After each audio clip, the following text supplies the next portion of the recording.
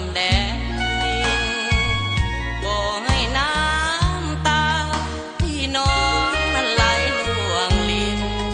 ถึงเลือดทหารจะสิ้นบ่แผ่นดินเหล่านี้สิ้นมา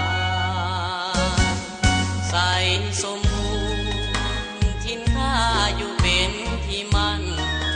เป็นเมืองตั้งขาบถิ่นฐานเหล่า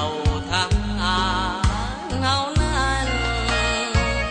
ถึงกูจะสูงหน้าผาที่นั่นจะสั่นขายังบ่เคยได้หวันโอ้หมู่มานผู้มาหาอยู่จอมภูผา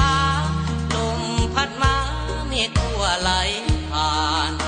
ลมฟ้าลมฝนหนาวปั่นหนาวยืนสั่นแทบสิ้นชีวิตต้องทนยอมตาย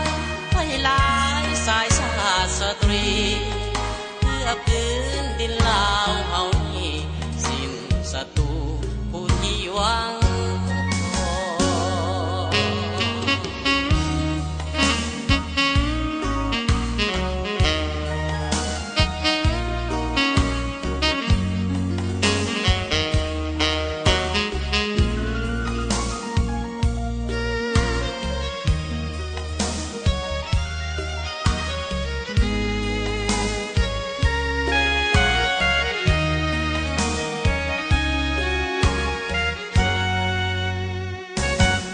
ใส่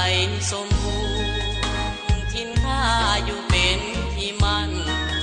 เป็นเมืองตั้งขาบถิ่นฐานเหล่า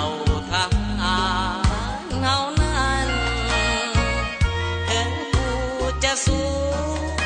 หน้าผาที่นั่นจะสั่นขายังบ่เคยได้หวันโอ้หมู่มานผู้มาหา